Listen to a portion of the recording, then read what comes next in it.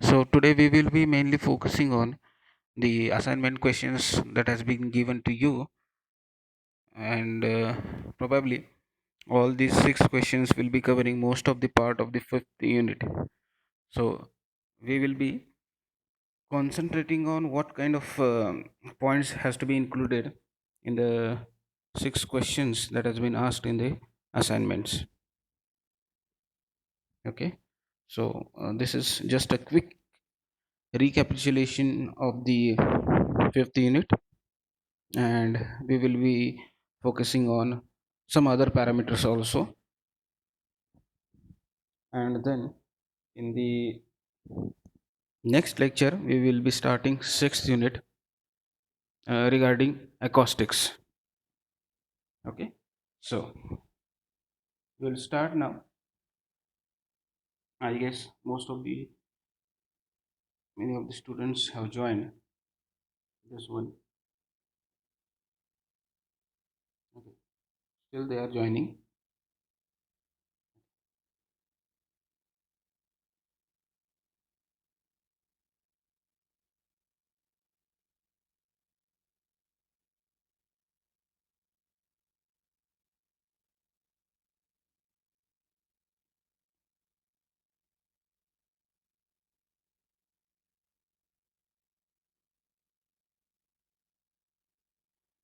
Okay, now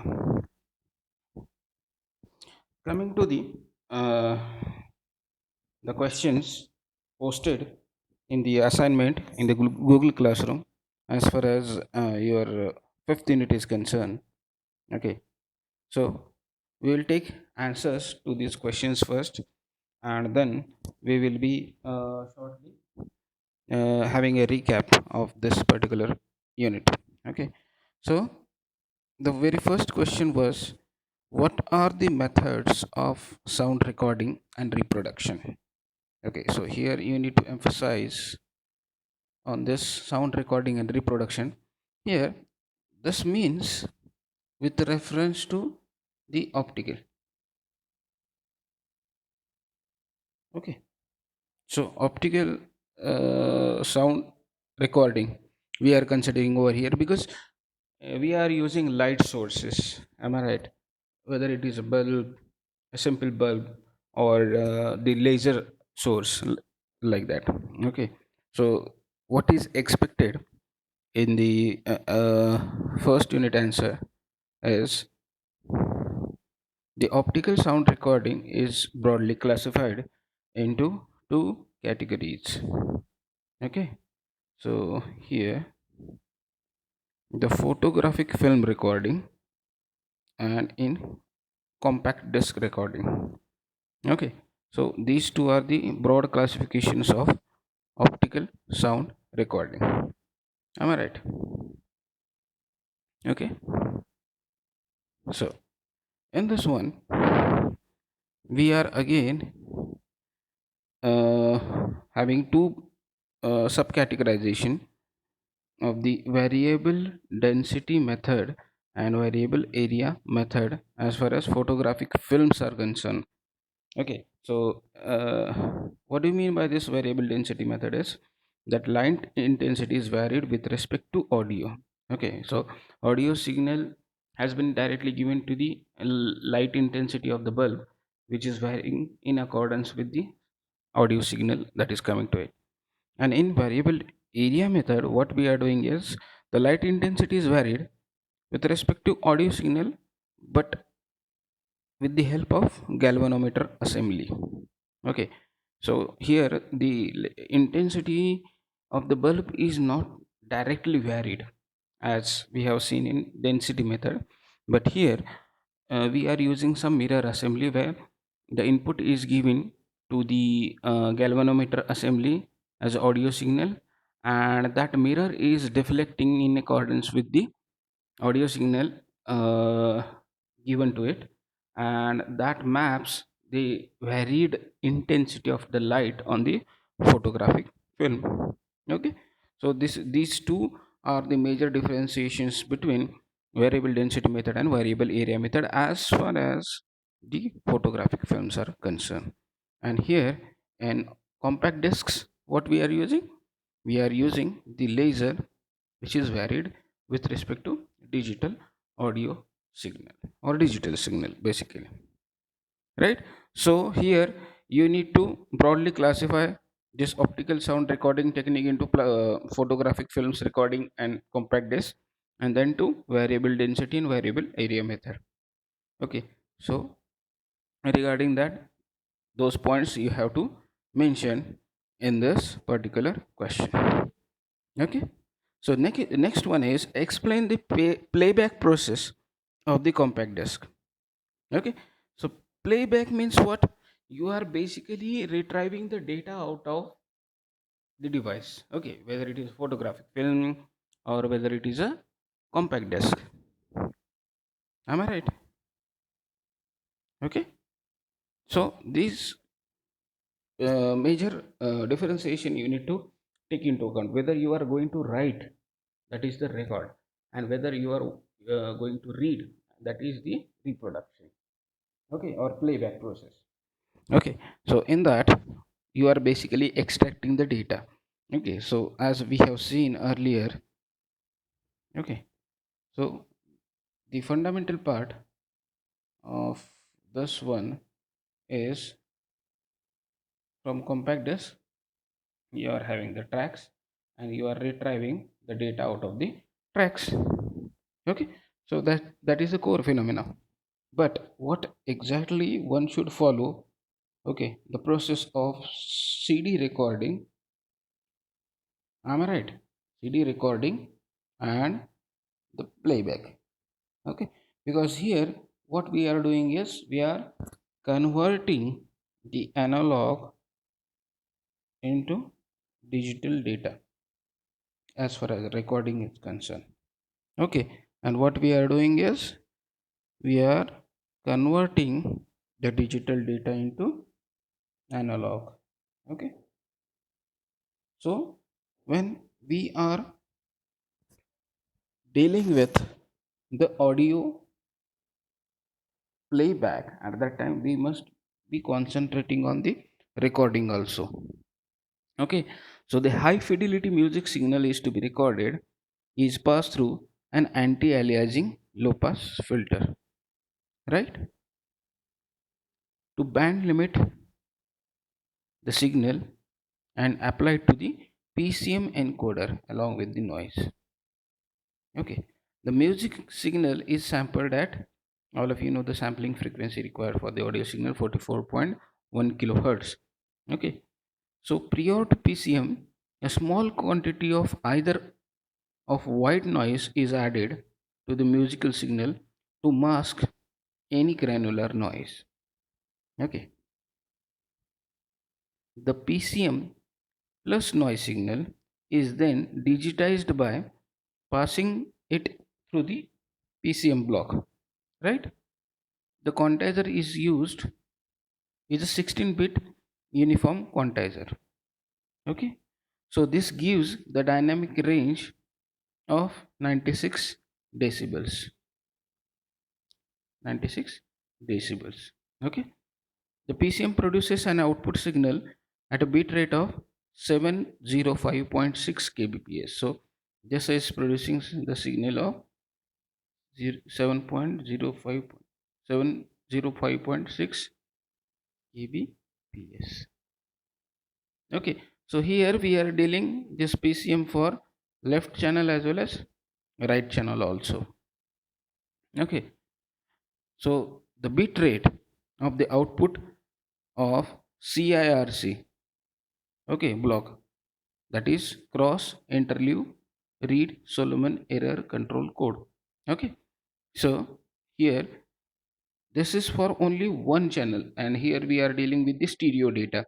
So this is multiplied by 2 gives you 1.4112 approximately mbps of the data.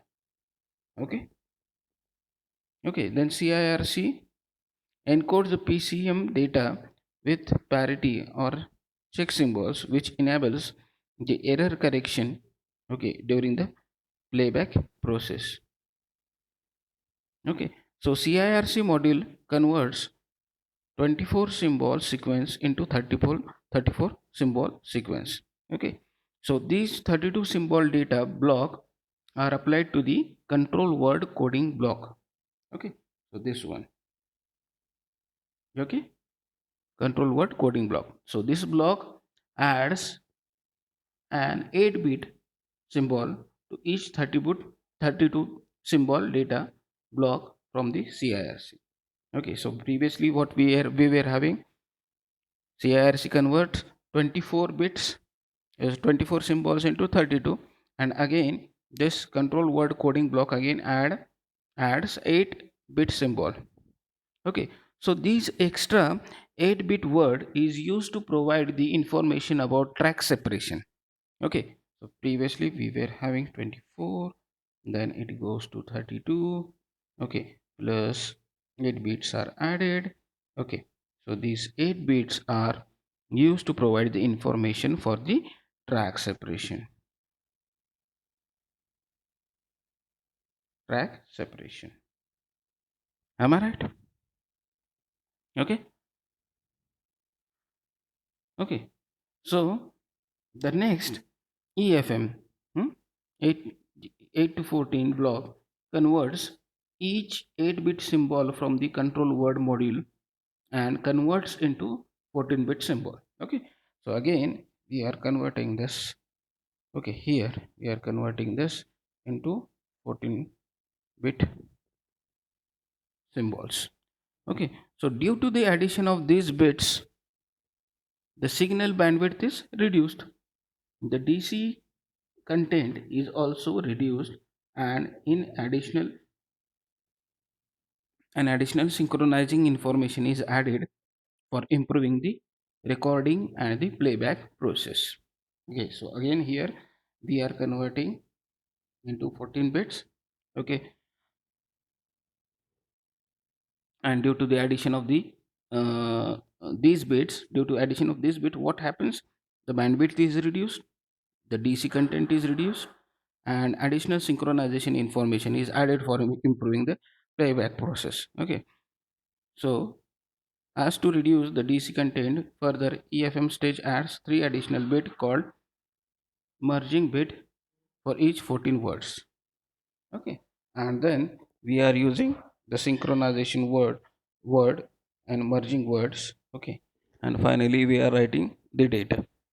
Okay, so this is how we are writing we are converting the analog audio into digital data and writing on the disk, and the same exact reverse process is used, okay, to extract the data from the compact disk. Okay, so here we are using a photodiode as a signal detector. Okay, so these signals are decoded. Okay, then checked for the error. Okay, then the data is upsampled, filtered, converted into analog. Okay, through the delta sigma modulator, and finally we are having the analog low pass filter to bring that signal within the audio signal range, and finally we are having the sound. Okay, so this is how we are doing the CD recording and the playback process.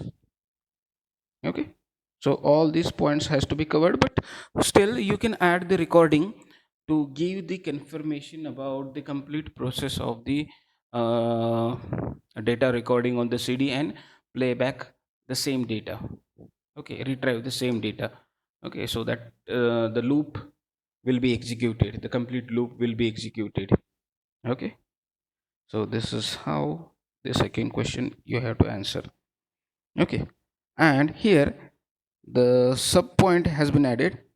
Discuss different steps in the preparation process of the compact disc. Okay, so as we have seen in the previous lecture, the steps. Okay, so how the mass production of the compact disc is done. First of all, we are having the photoresist coating glass disc. Okay, then nickel plated master disc is created. From that, the father disk, Okay, then the mother disk and the son disk, and finally we are having the copy of the compact disk. So in this you need to narrate the significance of each stage and how does it looks, sorry, how does it looks like, because what happens, the final disk is same as mother disk, same as the annihilated master disk, whereas the glass disk is the is not each with the any track on it. Okay, so first of all we are having the exact opposite replica as a father disk. Okay, the father disk is son disk is again same as the father disk. So each and every stage you have to write down the significance of each and every step as we have discussed in the previous lecture. Okay, so all this complete process has to be narrated over here. Okay, or we can quickly go, let me see, yeah, this one as we have discussed earlier. Okay, in the last lecture preparation of this previously we are having this photoresist coating of zero point 0.1 micrometer. Okay, is coated on the glass disc. Okay, then with reference to the data, okay, what we are going to do is we are writing the data actually on this photoresist coating on the disk, and then we are creating the exact opposite replica as a father disk. Okay, then the mother disk, then the son disk, and the final compact disk, right?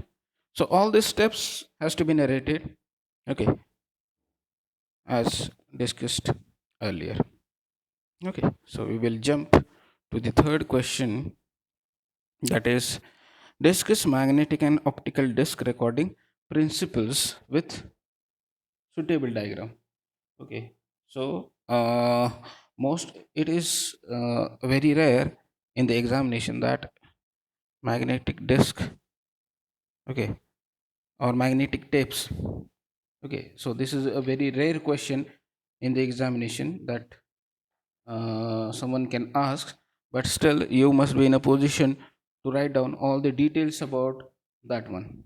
Okay, so as discussed earlier, okay, so this is how the magnetic tape recording you are doing.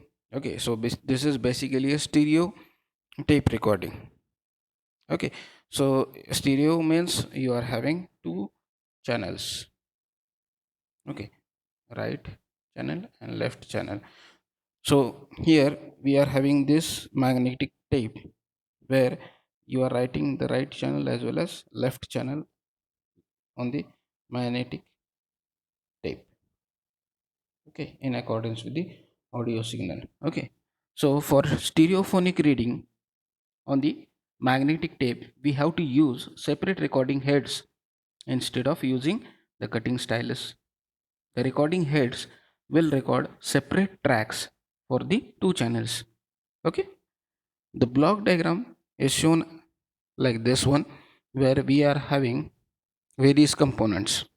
Okay, the outputs of the right and left channel microphones are applied to the chain of preamplifier, the processor, driver amplifier, and power amplifiers.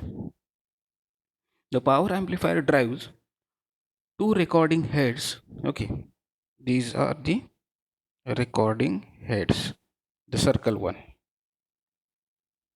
Okay, so recording heads for two different channels. Okay, the balance control potentiometer ensures that for equal inputs the output will be equal. Okay, so this is the function of the what, balance control potentiometer. Okay, for the playback mode the output of playback heads will be applied at the inputs of normal stereo amplifier and the speaker system. Okay, so this is how we are doing in magnetic tapes, but as far as the CD recording is concerned, as we have seen earlier, is your microphone audio signal has been amplified first, okay, then sampled at 44 kilohertz, okay, then quantized with some quantization bits, okay. So here we are having the error correction and modulator, and we are modulating the laser light in accordance with the digital data of that respective audio signal, okay. So in the question you have to draw this block diagram as well as this block diagram and narrate it properly, okay. So the third question is completed, okay. Then the DVD player with necessary block schematic, question number 4, okay. So here we have discussed last time, okay. So we need to concentrate on the two main factors, that is servo assembly, means all the motors, and the optical assembly, okay. So here we are dealing with video as well as audio for DVD player, okay. So player means basically you are doing the playback process, okay, means you are basically retrieving the data which is present on the disk, and here we are considering that data is in the form of audio and video, okay. So basically you need to emphasize what is this DVD turntable assembly and which are the factors associated with that, because here the main important parameter is the system control. Then we have to when retrieving the data back, at the time we need to focus tracking control system, we must have focus and tracking control system, then laser power control system, and the optical assembly, okay. And after synchronizing all these things, what we need to do is we need to extract the data, okay, separately, audio and video, because audio signals are retrieved back after applying to the speakers, and the video information is given to the display devices, am I right? Okay. So from this we are demultiplexing the data, okay. So as we have seen in DVDs, we are using video compression technique as mpg2, am I right? So we must decompress that data and retrieve the video data from the format that is mpg2, okay. After that we are scaling the YUV signals, okay, and given to the NTSC or PAL decoder, where you can get the video output in terms of S video, the PAL NTSC video, YPBPR, or in terms of RGB. So it is basically based upon on which platform you are going to visualize the video data, am I right? And then from the demultiplexer, okay, again we are getting back the audio signals, decompressed signals, which are then given to the either stereo DAC, okay, where we can get the audio data in left speaker and right speaker, or we can also decode that data into 5.1 digital audio interface, where we are having 5.1 channel data, that is left, right, center, rear left, rear right, and subwoofer data, okay. So this is how we are extracting the video and audio information as far as DVD player system is concerned, okay. So here the fourth question is, okay, right. So I guess you are getting the things. Fifth one is discuss in brief about Blu-ray DVD, HD DVD, and differentiate amongst CD, DVD, HD DVD, and Blu-ray DVD. Okay, so in this, we will just emphasize on what could be written over here. Okay, what are the basic constraints through which we are going to narrate the answer of this particular question about brief discussion, and differentiation. Okay, so basically, when you have been asked to describe the specification of the compact discs or DVDs or something like that, in that we are having the physical specification. Okay, this is important. In physical specification, you must enter the diameter as 12 centimeter. We are looking at the compact disc. Okay, so diameter 12 centimeter, the thickness must be 1.2 millimeter, direction of rotation is anti-clockwise. Okay, speed of rotation is 200 to 500 rpm, pit depth is 1 micrometer, pit width is zero point 0.5 micrometer, pit length is variable, and that is varied between zero point 0.8 to 3.6 micrometers. The track spacing, okay, the spacing between two tracks, okay, is 1.6 micrometers. Audio sampling frequency is 44.1 kilohertz. The source here we are using is solid state laser. Okay, the bit rate here is 4.3218 mbps. Okay, and the transducer used is the photodiode.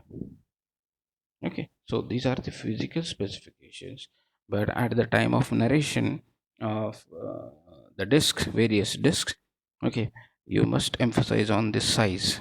Okay, means the dimension of the disc, that too more specific about single and double layer.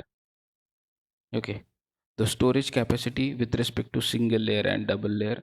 Okay, previously we have seen there is a quite variation amongst the single layer, double layer DVDs as well as HD DVDs and Blu-ray DVDs. Okay, so there is a variation in size. Okay, though we have discussed that it is having the physical diameter of 12 centimeters, but in market you can find 8 centimeters also. Okay, so that is with reference to the size. Various storage capacities are available, and you need to discuss it with reference to the supported formats for audio, video, and the resolution for the video. Okay, so now while uh, differentiating amongst sorry, CD, DVD, HD, DVD, and Blu-ray DVD. Okay, so what you have to use is, first comparison parameter you need to write down as a material used. What kind of material that you are going to use while manufacturing, okay, the CD or DVD. Okay, so that is the important parameter. Then immunity for various parameter, that is the dust. Okay, so whether that disk is coated with particular material, okay, so as to overcome with the scratches and dusts. Okay, so that parameter you need to write down. Okay, then again coming to the diameter. Okay, so all are having the same diameter of 12 centimeters, but still you can have the some discs, okay, which are having the diameter of 8 centimeters also. Okay, then the thickness is 1.2 micrometer, right? Then inter-track separation. Okay, so inter-track separation in CD is 1.6. Okay, as we have seen over here, 1.6 micrometer. Okay, so here, then physical parameters of the pit, that is you have to discuss about its length, width, and depth. Let us quickly go to the last lecture. This one. Okay, so here you can easily find out. Let me rub this so that things will be more clear to you.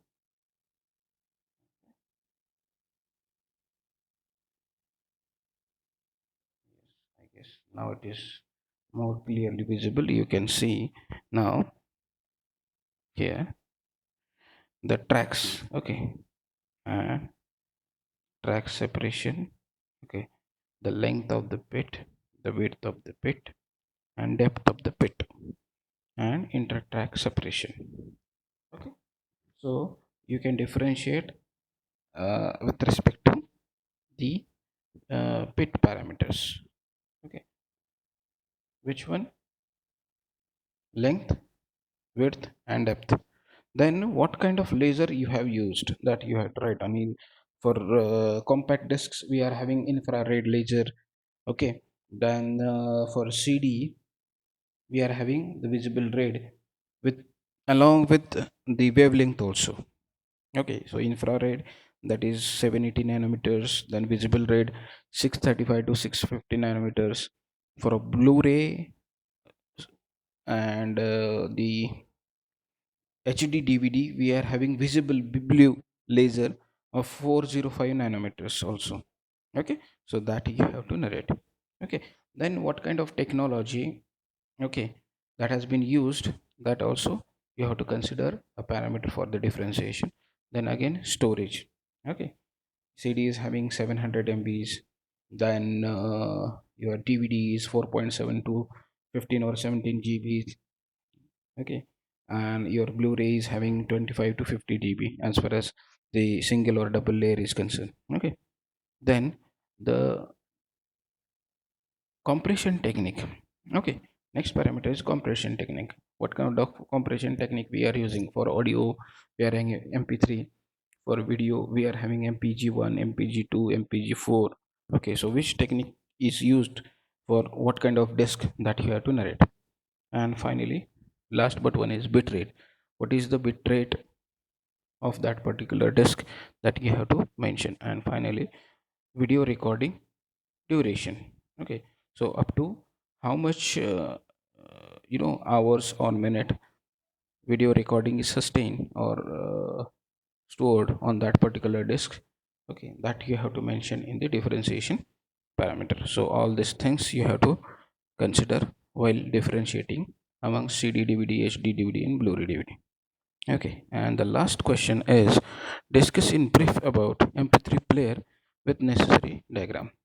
So as far as MP3 players are concerned, we are only retrieving the audio information out of that. Okay, so again, as discussed earlier, okay, so here we are having the optical assembly and the servo assembly, where we are having the focus servo, okay, the tracking servo, okay, so and carry servo. These three motors are responsible. And here we have seen the uh, recording or playback process of the disk, where you are using the half coated glass, okay, from which the rays are retrieved back on the photodiode assembly. Okay, and this light, okay, so basically this photodiode converts the optical information into signal information. That information is amplified, okay, then decoded, filtered, okay, and again it is converted into analog and given to the audio preamplifiers, which gives the signal to the left channel as well as right channel. Okay, so here you can just narrate this diagram. This is the simple one. So in this way, I guess we have covered the basic requirements regarding how to answer these six assignment questions that I have given to you. Okay, in the next lecture we will be starting the sixth unit, that is fundamentals of acoustics. Okay, so let us stop right now, and we'll again meet on Wednesday. Okay, I will post the details of the lectures on WhatsApp group. Okay, so thank you for patiently listening. Hope the lecture went good. Thank you.